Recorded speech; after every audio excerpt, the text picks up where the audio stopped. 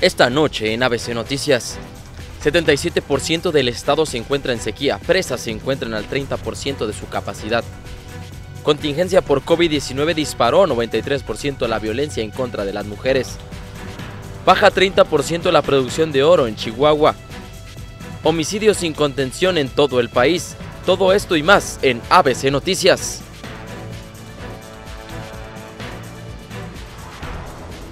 ¿Qué tal? ¿Cómo están ustedes? Bienvenidos a este espacio de las noticias. Estamos ya en el canal 28 con la visita del gobernador del estado de Chihuahua, el licenciado Javier Corral Jurado, a los estudios de este noticiero. Señor gobernador, bienvenido.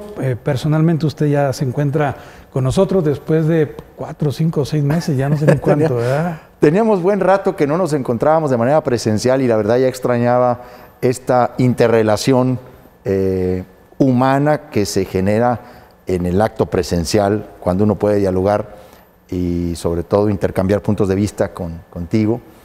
Lo hemos hecho a través de Zoom y es muy eficiente y muy eficaz, sin duda, utilizar las redes y las plataformas digitales en la transmisión de contenidos, en las videoconferencias. Híjole, pero a veces también ya quiere uno salir claro, y respirar de otra manera. Se ha traducido en un mayor nivel de trabajo y carga de trabajo las videoconferencias, porque ahora es una tras otra, tras otra, tras otra.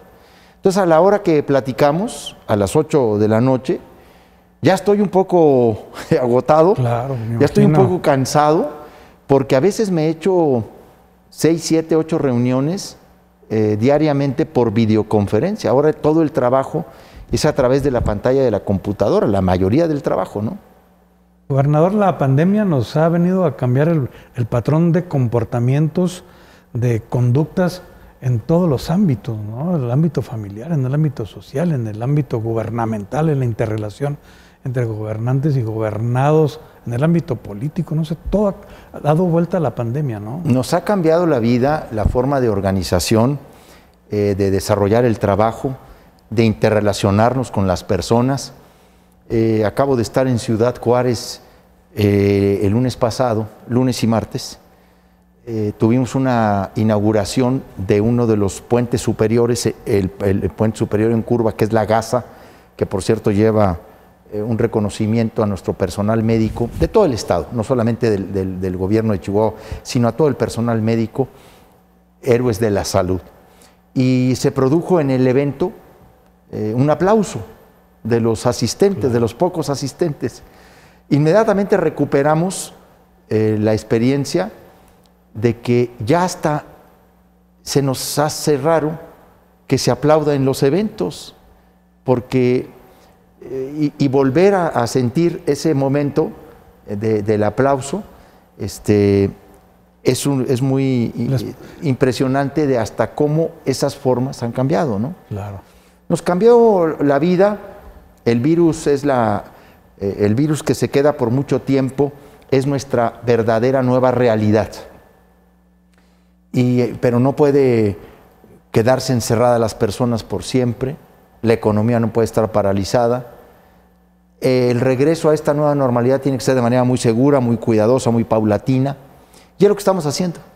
Gobernador, de repente no nos quedó muy claro los elementos que pudieran ser convincentes para poder definir el que Juárez tenga ya un semáforo amarillo que le permite mayor movilidad, apertura económica, en fin, una serie de decisiones que se toman al interior del semáforo amarillo. Y Chihuahua, que permanezca en semáforo naranja, cuando comparamos estadísticamente el número de contagios, de defunciones, etcétera, de la movilidad, de la cercanía geográfica con el paso, que es un riesgo tremendo en la distancia, y que de repente sea amarillo, dice la gente, bueno, ¿pero por qué? ¿Que acaso fue una decisión de tipo económico, de tipo político y no necesariamente una decisión sanitaria? No, sí tuvimos mucho cuidado. Fue una discusión de toda la semana con las autoridades de salud federal. De hecho, Chihuahua pasó al semáforo amarillo pues apenas En el término de puntaje, tenemos 15 puntos. El semáforo naranja va del 16 al 30 casi. Chihuahua como estado. Chihuahua como estado. Sí. Como estado. Esto porque Juárez tiene un puntaje de 14 y la capital de 18.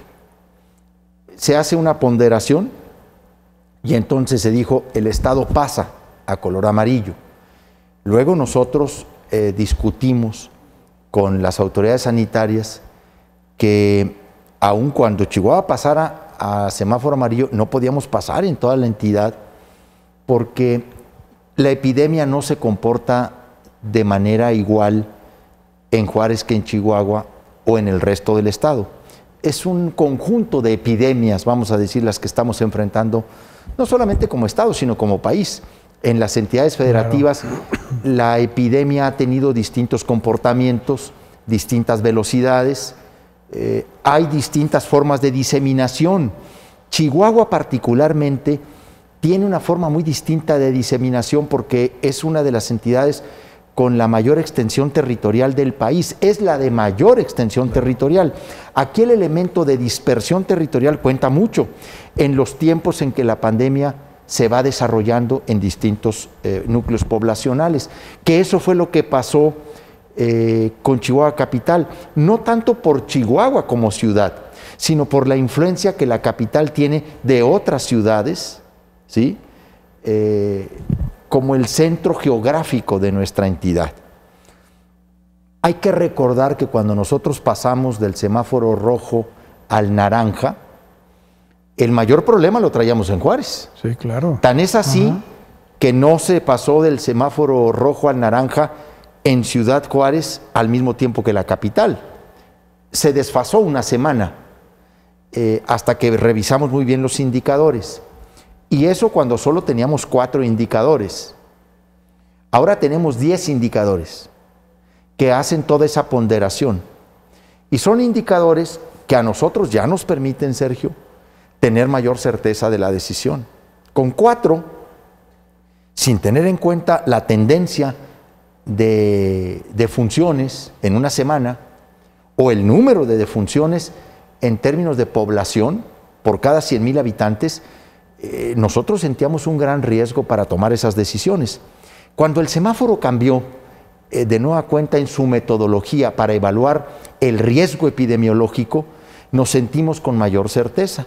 Sin embargo, quedamos con la autoridad federal y dijimos, Chihuahua no puede ir todo a semáforo amarillo.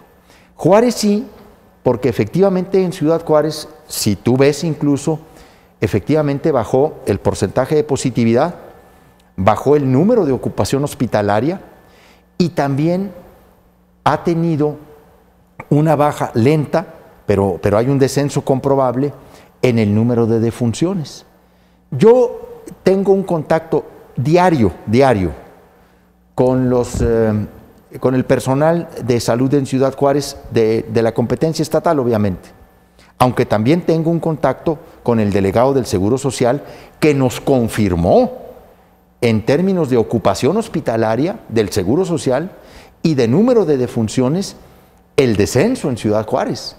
Porque así como a ti te pareció sorprendente, créemelo, que yo dije, a ver, vamos a revisar muy bien los números y vamos a revisar no solamente la ocupación hospitalaria con relación al número de camas reconvertidas para atención a COVID, sino aquellas camas que tenemos personal para realmente hablar de ocupación hospitalaria en términos reales. Porque bueno, en el Hospital General de Ciudad Juárez tenemos un programa de reconversión hospitalaria de 92 camas. Sí. Pueden estar ahí y están con monitores y ventiladores, pero ¿con cuántas podemos atender realmente con personal, con enfermeras, con intensivistas, con médicos?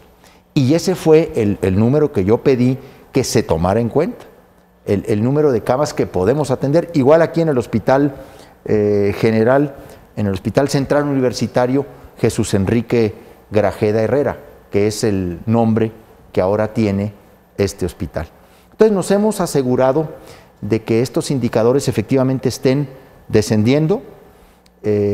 Para nosotros era muy importante el conjunto de estos 10 indicadores.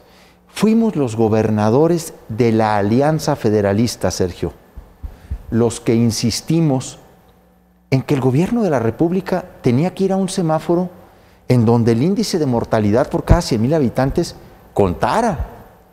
Mira, es más, en Chihuahua tenemos otra estadística adicional, otros indicadores adicionales a los 10. Por ejemplo, un comparativo en el aumento, en el porcentaje de defunciones por enfermedades de insuficiencia respiratoria grave aguda o neumonías no clasificadas, que es lo que se conoce como el exceso de mortalidad, que en el país, debo decirte, el exceso de mortalidad es muy grande, es muy grande, y que creemos que es fundamentalmente de funciones COVID. Ese diferencial lo ves tú en abril, perdón, marzo, abril, sí, finales de abril, mayo y mitad de junio, una diferencial muy grande de defunciones por neumonías no clasificadas. Y ves, por ejemplo, en julio, en agosto, el descenso de ese diferencial. Entonces son indicadores que nos confirman que están funcionando ciertas medidas, que a pesar de la gran movilidad que ya vemos en la calle, porque efectivamente hay una gran movilidad, la gente sí está usando el cubrebocas, sí se están tomando o respetando medidas de sana distancia en la industria maquiladora. Mira, el gran riesgo que yo veía era la concentración en los centros de trabajo. Y por los brotes que se pudieran registrar, ¿no? Pero no solo eso, porque cada aumento de 20%, 30% a la industria maquiladora representa decenas de miles. Claro. Entonces, teníamos una gran preocupación. Es donde mejor se está controlando y dando seguimiento epidemiológico, e incluso se están haciendo pruebas tanto moleculares como pruebas serológicas, que son a base de muestra de sangre, en la industria maquiladora. Incluso hemos llegado a una conclusión, Sergio, que dentro de las empresas maquiladoras el personal está más seguro que afuera, deambulando por la calle, teniendo contacto en restaurantes, etcétera. Entonces, nos permitió estos indicadores que hemos revisado ir a determinar que Juárez podía ir a amarillo, y por supuesto que Chihuahua debía mantenerse naranja. También te digo que es muy probable que Chihuahua capital en 2, 3 semanas, máximo quizá un mes, si la tendencia se mantiene, pueda pasar también al amarillo.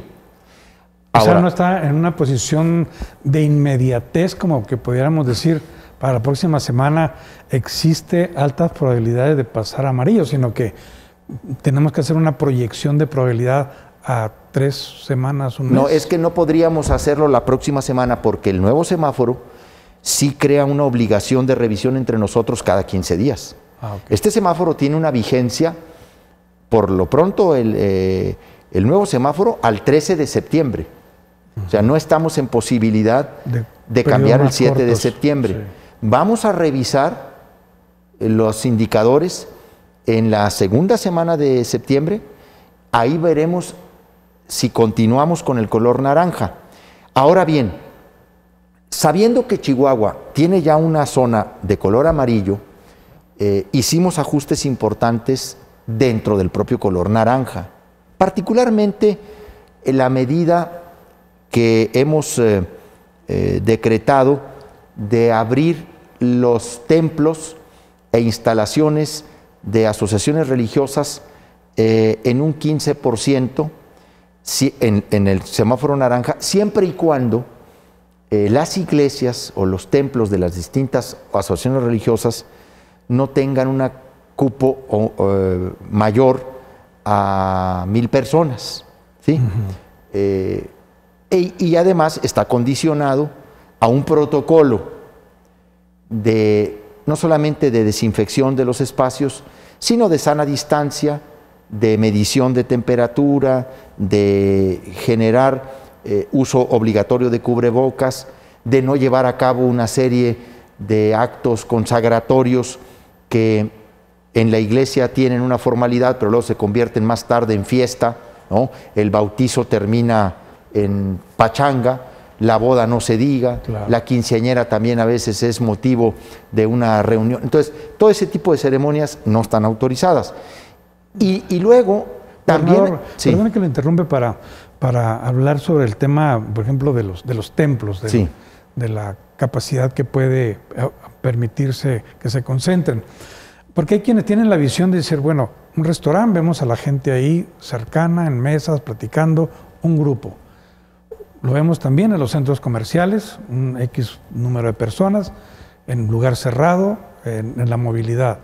Lo vemos también en el transporte público, en un espacio relativamente pequeño, a X porcentaje, que pueden ser 20 personas, etcétera. Y de repente vemos los templos muy grandes, de amplitud, y el 15% de aforo, ¿no es una en el color naranja? No, de hecho en el color naranja no se permitía antes nada. Lo que hicimos fue avanzar en una discusión con los ministros de culto, con los padres, con los sacerdotes, los obispos, los pastores evangélicos, para asegurarnos que estas instalaciones tengan realmente la sana distancia y la separación que queremos de por lo menos 1,5 metros entre una persona y otra. Porque en los templos la gente se reúne de manera muy junta, en bancas, muy próximas unas con otras, hay interacción, incluso en el rito católico, pues el saludo de la paz, la comunión, en donde las personas forman una fila, pero también hay que decirlo con toda claridad, en la mayoría de los templos, las instalaciones son muy antiguas, no pueden tener adaptaciones para temas de ventilación. De hecho, hay muchos templos que solamente tienen 3 puertas, una lateral en cada lado y una por enfrente, y no tienen sistema de ventilación. Es una manera de reciclamiento ahí mismo del aire. Entonces, sí hay riesgos, y obviamente hay muchos templos a los que no les podemos pedir que hagan adaptaciones porque son monumentos históricos, claro, que no lo permite el INAH. Entonces también se canta. Entonces, lo que hemos hecho es una apertura que con mucho cuidado ha recomendado el Consejo Estatal de Salud.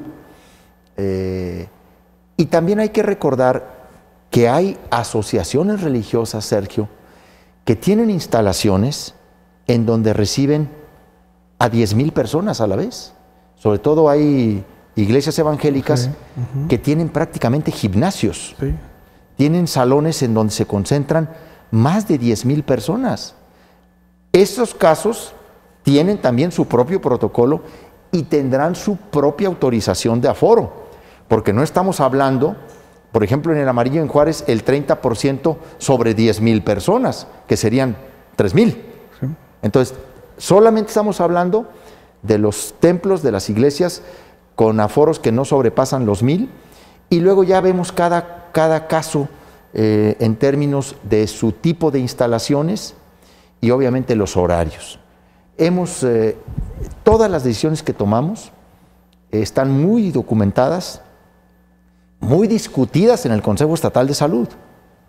Yo veo otras entidades que obviamente pues los gobernadores toman decisiones fundamentalmente con sus equipos de salud, y nosotros le hemos dado vida a un organismo que está creado en la ley, que es el Consejo Estatal de Salud, porque ahí tenemos una representación de todas las instituciones de salud pública en el estado de Chihuahua, incluso la Secretaría de la Defensa Nacional, el IMSS, el ISSSTE, pero también tenemos a la representación del Colegio de Médicos, directores de hospitales privados, tenemos al sector salud estatal, a funcionarios de la Secretaría de Educación, de Desarrollo Social, de la Secretaría de Economía.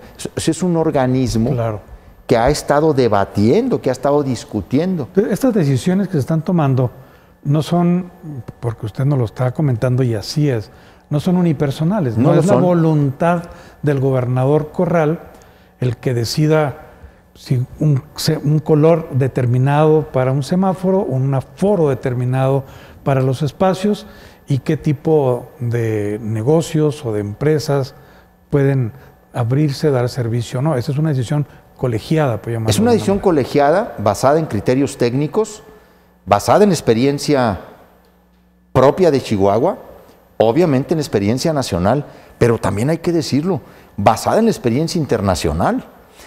Hemos tenido discusiones en el Consejo Estatal de Salud. Por ejemplo, el tema de templos lo discutimos en 3 distintas sesiones el Consejo Estatal de Salud.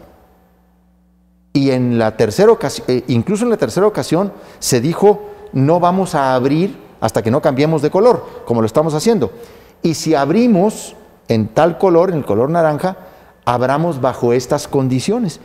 Y yo he sido muy respetuoso de esa deliberación, porque ahí todos los que están, hay que decirlo con esa claridad, son personas muy comprometidas con su vocación, muy responsables, pero además es gente que quiere lo mejor para el pueblo de Chihuahua. Yo quiero decirte que la mayoría de los miembros del Consejo Estatal de Salud nos hemos confesado católicos. Ahí se ha dicho, a ver, yo pertenezco a la Iglesia Católica. Sin embargo, no estamos actuando en función de nuestras convicciones religiosas, sino estamos actuando en función del interés público, del bien común, de lo que más le conviene a la sociedad chihuahuense. Y por eso hemos tomado las decisiones que hemos tomado. Yo hago un exhorto a toda la ciudadanía para que a partir de la experiencia que tenemos en Juárez, que también vamos a ver cómo nos resulta, porque, a ver, nos podemos regresar al naranja. O sea, si las cosas no funcionan y se genera un riesgo de brote comunitario que nos vuelva a generar un pico en la curva epidémica o una saturación de las instalaciones de salud a nosotros o al Seguro Social, pues también te digo que con la misma decisión que abrimos, volveremos a cerrar. Bueno, pues aquí nos queda muy claro que el color del semáforo depende pues, de la sociedad, de la gente en lo individual, de las empresas, de los dueños de negocios que tienen sus limitantes pero que están abiertos para respetar las medidas de sanidad y que esto no vaya a agravarse y cambiar en consecuencia el color del semáforo. Nosotros decimos que el semáforo cambia de color porque la gente lo decide. Lo decide con su conducta solidaria, responsable, y porque toma en sus manos y a su cargo no solamente no contagiarse, sino no contagiar a los demás. Y esa medida y esa acción es el uso del cubrebocas. Y aquí es donde yo llamo particularmente a los jóvenes. Es muy importante, Sergio, que llamemos a la población juvenil. Los jóvenes sienten que no les pasa nada. Se sienten inmunes. Se sienten inmunes. Ajá. Son jóvenes muy fuertes, están con mucha actividad, con mucho entusiasmo. Dicen, a mí no me pasa nada. Y efectivamente es la mayoría de los casos asintomáticos, los jóvenes por su propia edad. Es que no se trata solamente de pensar en uno.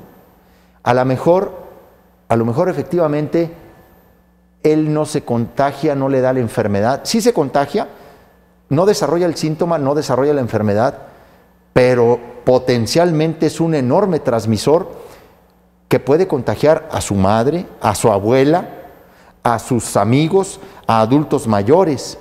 Y además es el transmisor más peligroso, porque es asintomático. Anda por todos lados. Anda por todos lados. Sin preocuparse. Y sobre todo cuando con esa confianza ocurren en las fiestas y y hacen de la fiesta de nueva cuenta la cercanía, ¿no? Claro. ¿Por qué le tenemos tanto miedo a las fiestas?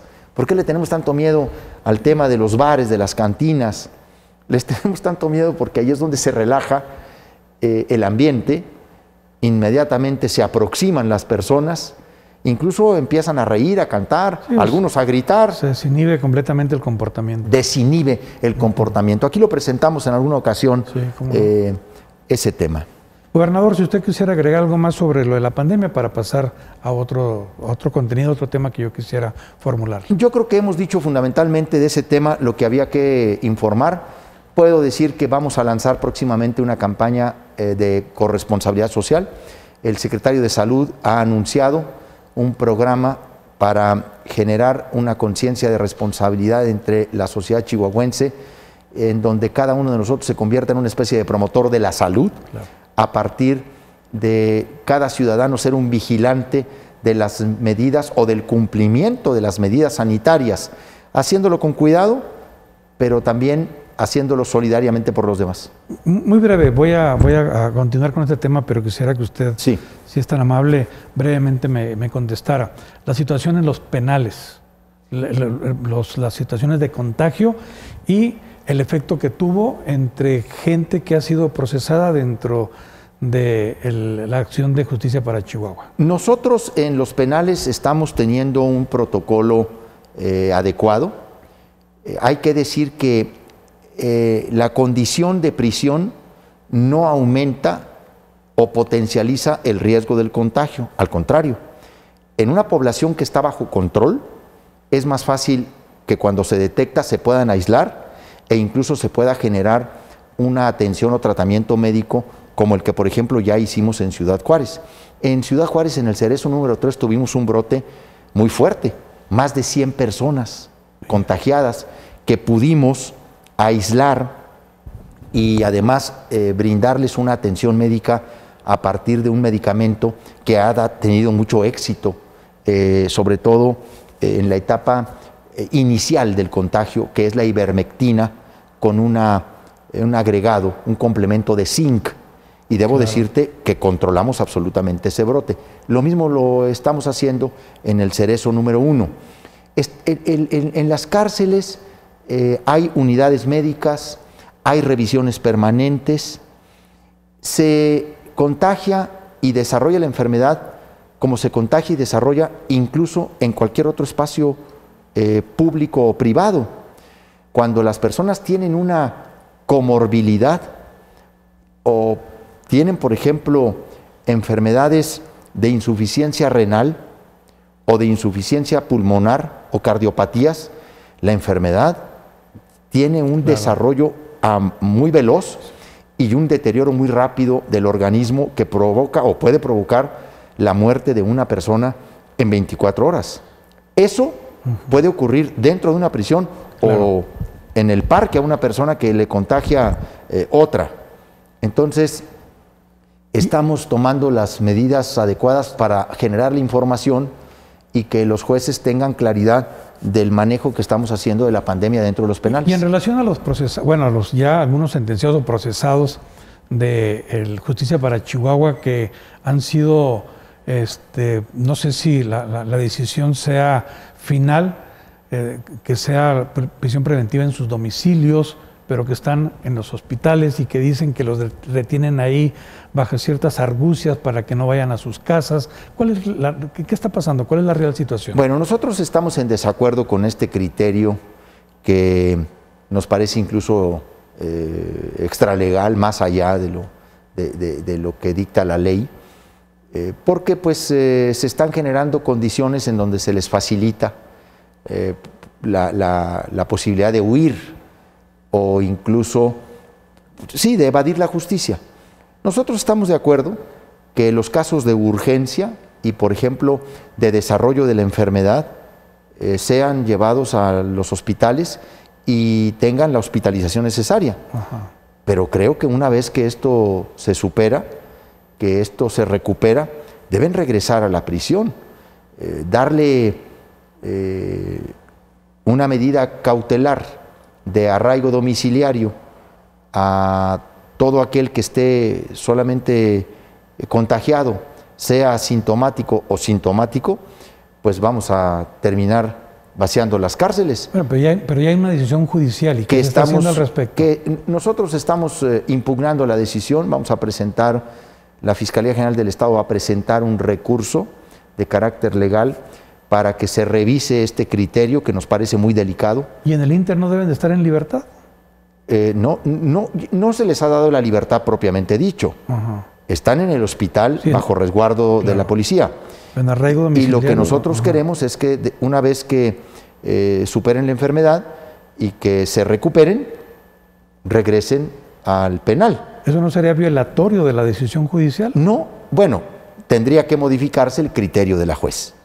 Y esto es lo que estamos buscando. Ajá. Que una vez que colmemos la información que pide, que creo que es más un asunto de información que de manejo de la epidemia dentro de los penales, una vez que colmemos esa información, esas medidas se puedan rectificar, porque hay mucho riesgo de fuga en estos detenidos. Y dentro del mismo porque tema, hay varios que tienen ahí, Sergio, 5, 6, 8 procesos.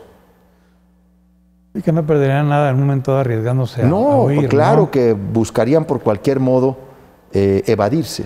Y dentro de esas acciones judiciales, se da a conocer Juan Collado, este abogado allá de la Ciudad de México que ha tenido relación con el presidente de la República, también ya está sujeto a proceso judicial en Chihuahua.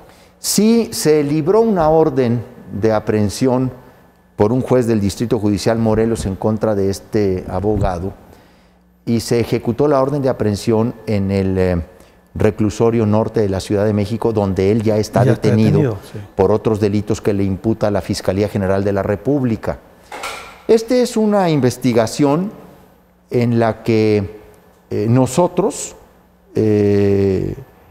hemos demostrado, los fiscales del Estado de Chihuahua han demostrado cómo se desviaron recursos públicos mediante un contrato simulado de servicios profesionales en materia jurídica, pero que en realidad obedecían a un compromiso que tenía el exgobernador de Chihuahua, César Duarte, con Carlos Salinas de Gortari, el expresidente de México, a través de Collado. Duarte quiso ser presidente nacional del PRI. Incluso hay quien dice que tuvo aspiraciones a ser presidente de la República. Convinieron sacar recursos del Estado por la vía de este abogado. Quiero decirte que el modelo operó en otros estados. Lo mismo. Lo mismo. Él hacía lo mismo con otras entidades. Nosotros hemos pasado información a otros estados por si quieren tomar cartas en el asunto, claro, toda vez que nosotros no podemos intervenir en el territorio de otras entidades. Ahora se llevó a cabo la audiencia donde se le dan a conocer los cargos que le imputa el Ministerio Público de Chihuahua. Gobernador, es un desvío, perdón, de 13.7 millones de pesos. Cantidad, ¿verdad? Así es. Hubo creo que un abono o un pago de 7 millones, lo máximo, ¿no? Así es. De varios, el de mayor cuantía era... De 7 millones de pesos. ¿Verdad? Así es. Por supuesto, no hubo ningún servicio. Sí, todo era simulado. Todo era simulado, como fueron muchísimos. Claro. Gobernador, este programa pues, ha sido de la atención de la ciudadanía, porque usted comparece, explica, escucha a través de los mensajes y las solicitudes y peticiones que hace quienes nos ven en los diferentes medios de comunicación que transmiten esta entrevista aquí en el noticiero. Y yo quiero compartir con usted que una de estas personas que nos ven a través de la entrevista se acercó hace días recientes para comentarnos una solicitud, una petición que le quiere hacer a usted. Y le voy a compartir los datos. Se trata del periodista, el señor Alberto Contreras, un cronista deportivo de muchos años, de Sí. mucha credibilidad, de mucha experiencia. Él tiene 94 años de edad. Y 94 años. 94 años de edad, décadas y décadas en el periodismo, en muchos medios.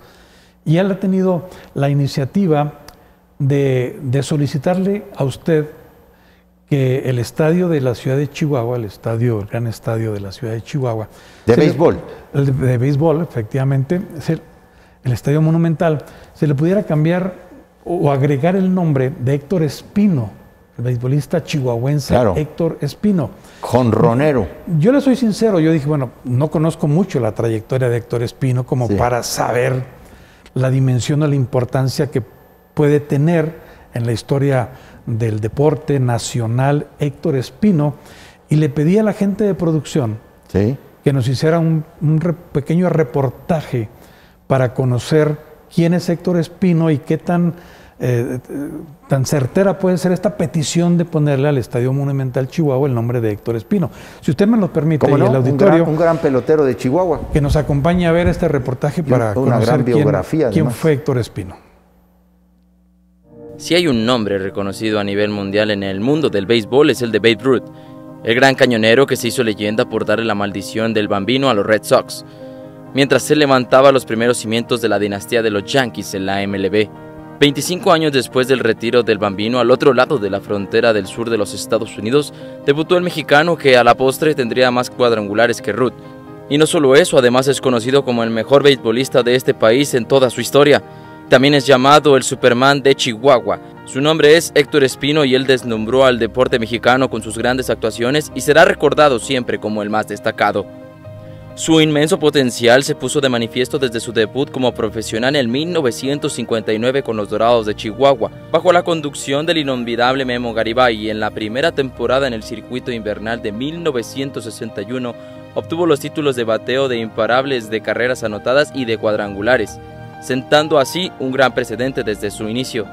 El nacido en la colonia Dale de Chihuahua, Chihuahua, deslumbró desde su llegada a la Liga Mexicana de Béisbol en la campaña del 62, ayudando a los Sultanes de Monterrey en la conquista del campeonato. Su enorme desempeño mereció el reconocimiento como el mejor novato de la campaña. 2 años después, en 1964, tuvo una gran actuación monumental al conectar 46 cuadrangulares para implantar una nueva marca. Y esto era solo el principio, su nombre alcanzaría una brillantez que lo convertiría en el máximo ídolo de la pelota mexicana. Su consistencia, poderío y su oportunismo con el bat lo llevaron por los senderos de la bonanza del béisbol mexicano, al imprimirle una intensidad nunca antes vista en los estadios.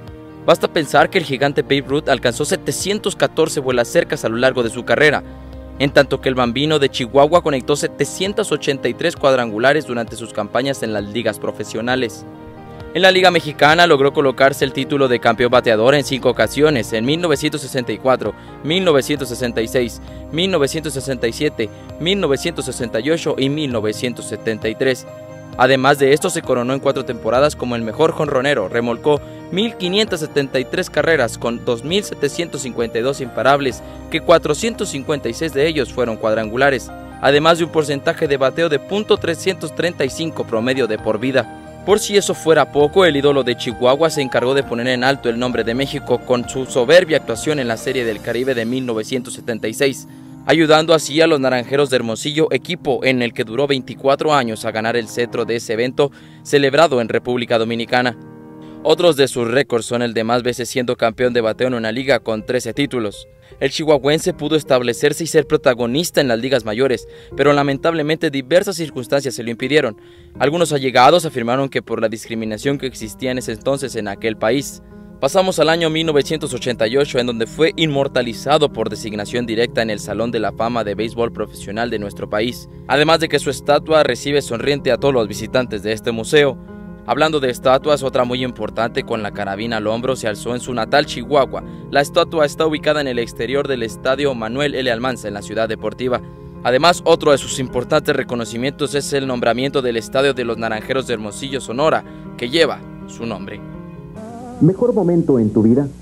Fue cuando le pusieron el nombre al estadio donde estamos ahorita platicando, ¿no? Eso fue para mí un momento histórico que cada vez que lo recuerdo, cada vez que estoy aquí, pues viene a mi memoria esas fechas donde se hizo todo oficial. Entre sus palmarés más grandes están el Salón de la Fama del Béisbol Mexicano en 1988. Ese mismo año también consiguió el Salón de la Fama del Béisbol del Caribe. Un año después se añadió al Salón de la Fama del Deporte Chihuahuense en 1989. Para el 2010 se conformó en el Santuario de Béisbol en California, Estados Unidos. Y por último, el Salón de la Fama de Béisbol Latino Hispano de República Dominicana también ese mismo año, que ha sido uno de los más importantes que ha tenido en su carrera. Por si fuera poco, el número 21 de Espino fue retirado en 2019 de todos los equipos de la Liga Mexicana de Béisbol y la Liga Mexicana del Pacífico, siendo así el único jugador que se le ha retirado su número en toda la liga. Sin duda, Espino es una de las más grandes figuras para el deporte del Estado Grande y símbolo para que muchas generaciones de chihuahuenses amantes de esta pelota le sigan sus pasos en un deporte que se adjudica como el más popular de esta región. Sus descomunales batazos le crearon el apodo del Superman del bateo, labrando desde ahí en el pedestal en donde ahora descansa el eterno número 21 Héctor Espino González, como el mejor bateador mexicano de todos los tiempos. Para Canal 28 informó Luis Sigala. Pues vaya, gobernador, qué personaje, ¿eh?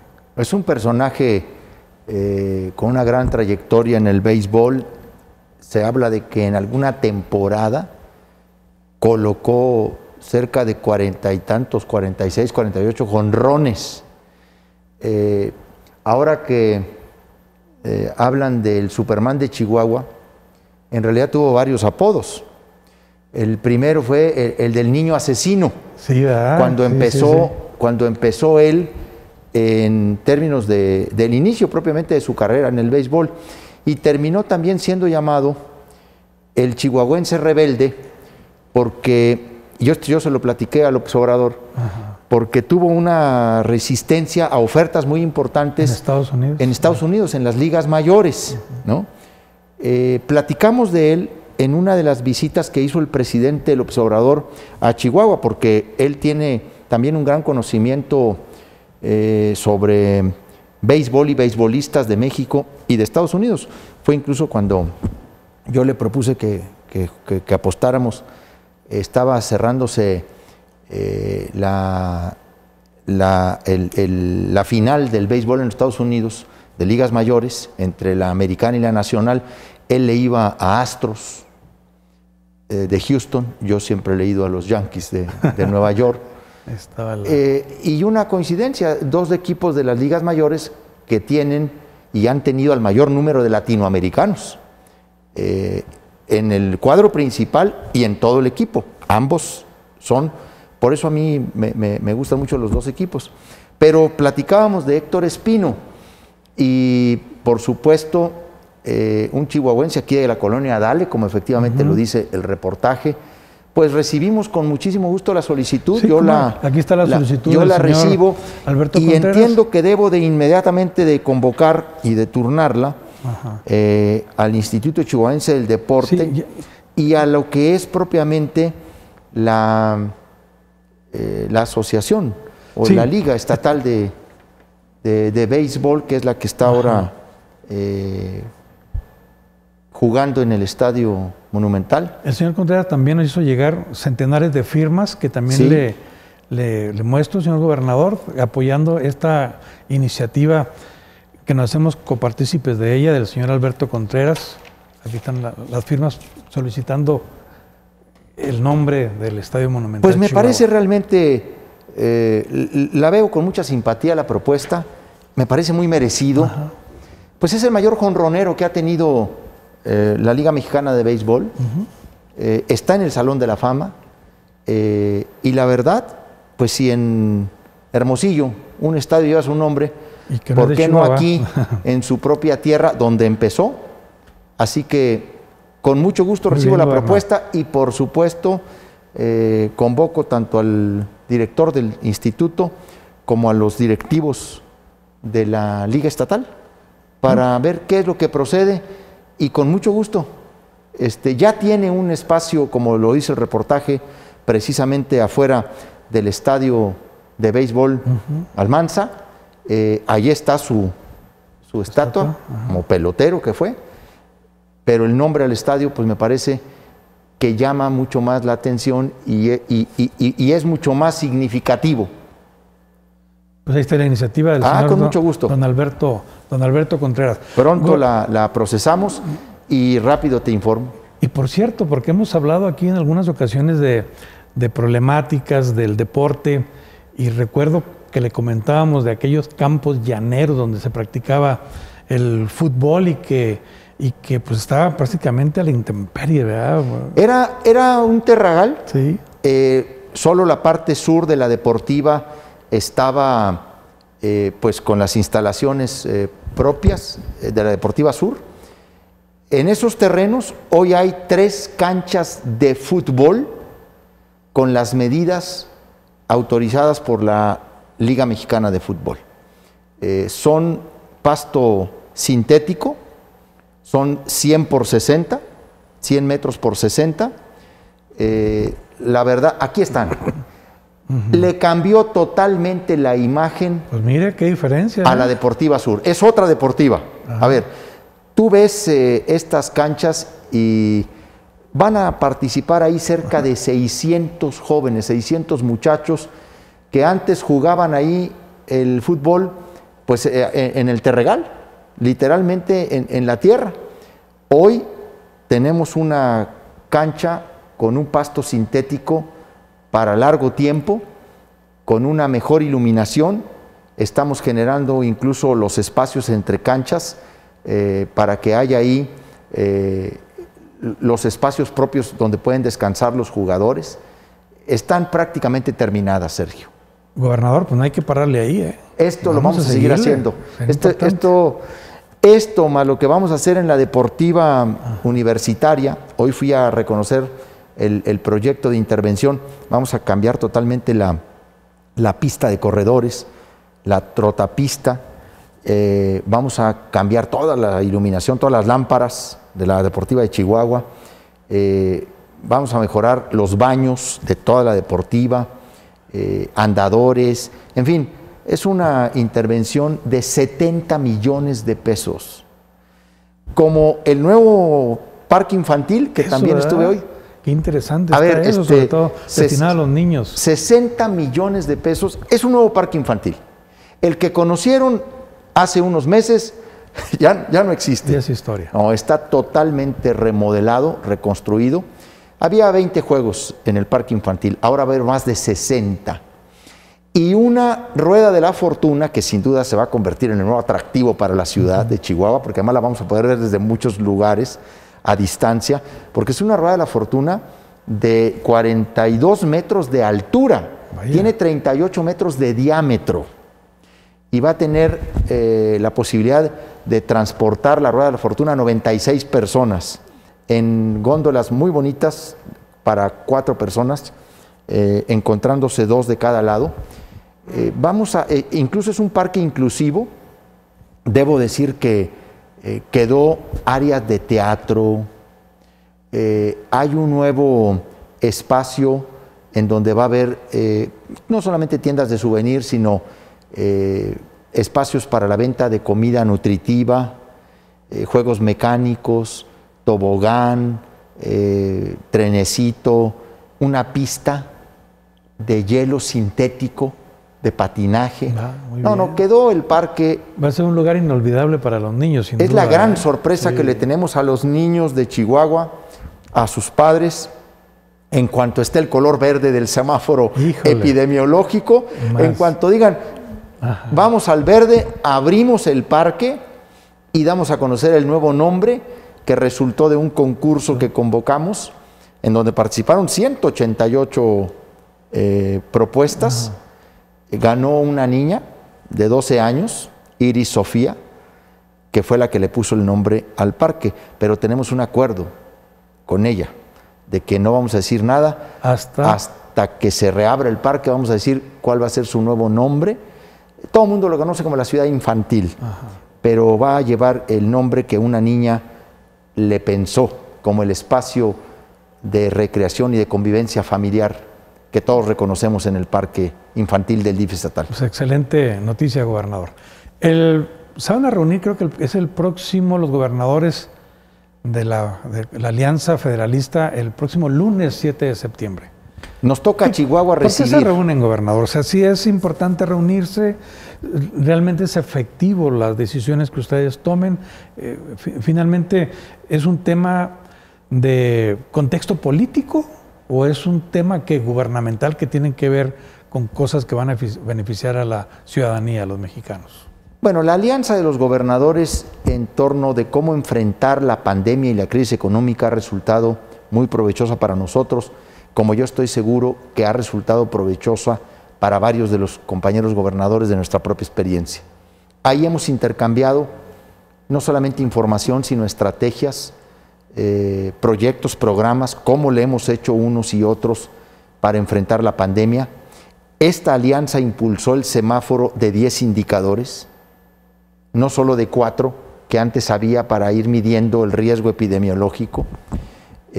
Lo impulsamos como un instrumento orientador de la política de salud, pero también hay un conjunto de estrategias para la reactivación económica. Incluso tenemos el acuerdo de una plataforma digital que integra a los 10 estados para poner ahí todo el comercio electrónico de nuestras micro, pequeñas y medianas empresas de servicios, de economía digital, que por cierto es un capítulo nuevo en el Tratado de Libre Comercio. Pero también en la Alianza Federalista tenemos una exigencia muy clara que decanta esta unidad, que es la exigencia de una reforma fiscal de carácter integral, que reconozca el potencial de nuestras entidades y lo que nuestras entidades aportan al Fondo General Participable, y buscamos un sistema más equitativo y justo de redistribución de esos recursos. Queremos una reforma que le regrese a las entidades lo que en justicia nos corresponde. Estamos impulsando y promoviendo que el gobierno federal sea más solidario con las entidades y que no solamente sean las prioridades del presidente de la República, sino también las demandas y necesidades que los gobernadores enfrentamos en nuestros estados. Y necesitamos más recursos para poder enfrentar de mejor manera esas necesidades. Adicionalmente, la Alianza Federalista está tocando temas que tienen que ver con decisiones del gobierno federal con las que no estamos de acuerdo. Y ahí buscamos no solamente resistir esas decisiones, sino enfrentarlas por la vía jurídica. Ha sido una experiencia muy provechosa, lo digo sinceramente.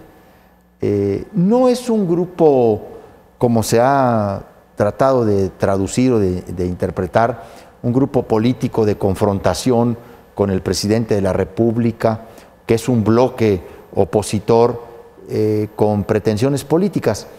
Es muy difícil que en un grupo plural, o tan plural como es la Alianza Federalista, haya una identidad o una sola identidad o unidad en torno de un objetivo político electoral.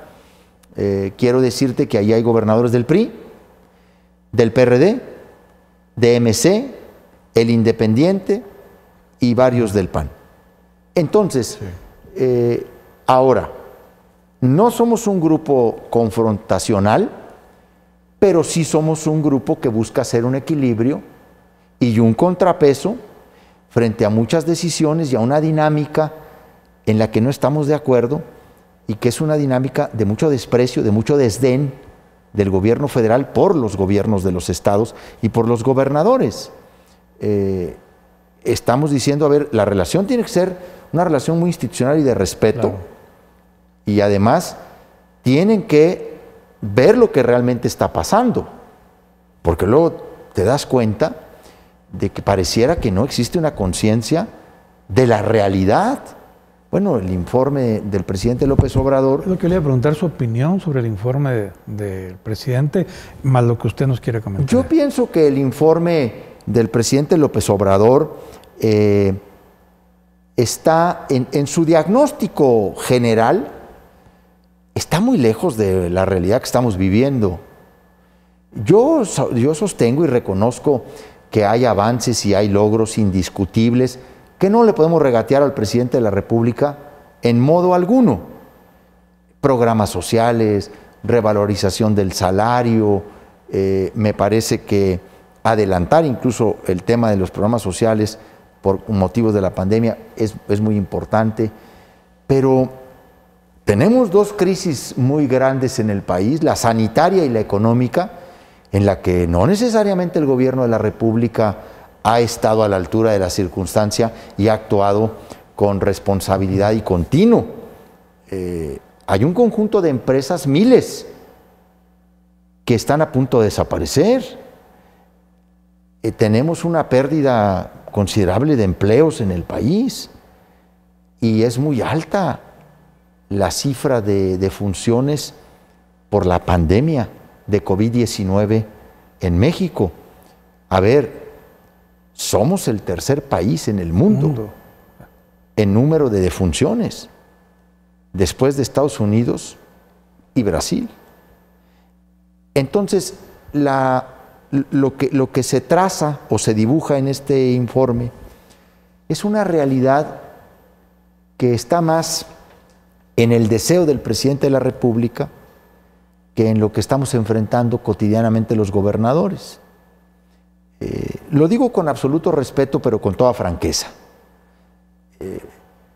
Me parece que necesitamos un reconocimiento más claro de los retos que tenemos por enfrente. Se habla de una caída de la economía del 10%. Gobernador, el tiempo se nos ha terminado. Yo le agradezco, como siempre, que nos acompañe para poder platicar con la gente, con el auditorio de los diversos medios de comunicación, del quehacer público, lo que usted está realizando, lo que esperamos del gobernador y también las respuestas favorables a las solicitudes que se hacen a través de redes. Pues ya ves, ahí están las canchas de fútbol rápido, no rápido, canchas de fútbol normal, sí, grandes. Vamos a darle celeridad a procesar esta petición para que el estadio de béisbol lleve el nombre de Héctor Espino. Y bueno, platicaremos la próxima semana de un próximo evento muy importante en Chihuahua. Hoy tomamos ya la decisión de convocar al segundo Encuentro Nacional Anticorrupción, que será el próximo jueves 1 de octubre de este año, con el que celebraremos los 4 años de nuestra administración estatal.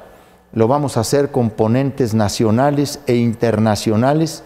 Vamos a discutir diversos temas del combate a la corrupción en Chihuahua y en México, los retos y los desafíos que tiene el combate a la corrupción política y será la ocasión de proponer también los grandes trazos de una política pública en este tema. Revisaremos casos de éxito y te puedo decir que a partir de hoy estamos convocando ya al ENAC número 2, es el Encuentro Nacional Anticorrupción 2020 en Chihuahua. Bueno, sin duda será un gran aporte, señor gobernador. Gracias. Gracias, Sergio. Muy amable. Continuamos con las noticias en una breve pausa.